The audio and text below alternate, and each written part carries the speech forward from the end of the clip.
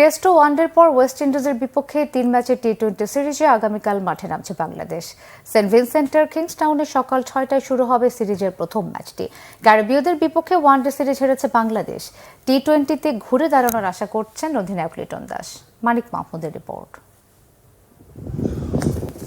West Indies সফরে স্বাগতিকদের বিপক্ষে দ্বিতীয় টেস্ট জিতে সিরিজ ড্র করে টাইগাররা। ওয়ানডে সিরিজে 2টি ম্যাচে ব্যাটসম্যানদের বড় সংগ্রহের পরও বোলাররা তা রক্ষা করতে পারেননি। 3 ম্যাচে হারে বাংলাদেশ। এবার টি-20 লড়াইয়ে ক্যারিবীয়দের মুখোমুখি হচ্ছে লিটন দাসের দল। আইসিসি টি-20 র্যাঙ্কিংয়ে ওয়েস্ট ইন্ডিজ চতুর্থ আর বাংলাদেশ নবম। শক্তি সামর্থ্যে এগিয়ে উইন্ডিজরাই। তবে ওয়ানডেতে ব্যাটসম্যানদের পারফরম্যান্সে আশাবাদী টাইগার অধিনায়ক। তাছাড়া গায়ানায় কিছুদিন আগে শেষ হওয়া টি-20 ফ্র্যাঞ্চাইজি গ্লোবাল সুপার লিগে রংপুর রাইডার্সকে চ্যাম্পিয়ন করার পথে টুর্নামেন্ট সর্বোচ্চ 188 রান করেন সৌম্য সরকার। ওয়ানডের ব্যর্থতা কাটিয়ে টি-20তে ঘুরে দাঁড়ানোর আশা লিটন দাসের। ঘাটতি নেই, কারণ গতকালকে আমরা আন্ডারলাইটে ফিল্ডিং প্র্যাকটিস করেছি। আর এই টিমে ম্যাক্সিমাম প্লেয়ারই অনেক দিন ধরেই ওয়ানডেও খেলেছে, টেস্টও খেলেছে। তারা খেলার উপরেই আছে। 2-1টা প্লেয়ার হয়তো বা নিউ, বাট তারাও 2-1টা সেশন প্র্যাকটিস করার সুযোগ পেয়েছে।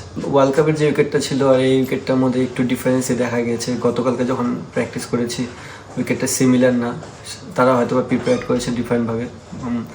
আমরা এখন ওইভাবে চিন্তা ভাবনা করিনি। আমাদের টিম কমিউনিকেশন চিন্তা ভাবনা করে তারপর এই জিনিসটা আগাবো। বেস্ট যে টিমটা হবে বাংলাদেশ টিমের জন্য সেটাই আমরা করব। সেন্ট ভিনসেন্টের আর্নসভিল গ্রাউন্ডে কঠোর অনুশীলন করেছে বাংলাদেশ দল। 20 ওভারের ফরম্যাটে স্বাগতিকদের চ্যালেঞ্জ জানাতে প্রস্তুত তারা। টি-20 ম্যাচগুলো আমাদের জন্য সবসময় কঠিনই হয়, আর যেহেতু এটা ওয়েস্ট ইন্ডিজের হোম গ্রাউন্ডে খেলা হবে, সো একটু ডিফিকাল্টি আমাদের ভিতর হবেই।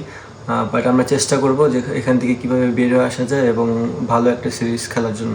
কিংসটাউনে 16, 18 ও 20 ডিসেম্বর হবে ম্যাচ 3টি। দু দলের 16টি টি-20 পরিসংখ্যানে ওয়েস্ট ইন্ডিজ 9টি ও বাংলাদেশ জিতেছে 5টিতে, 2টি হয় পরিত্যক্ত।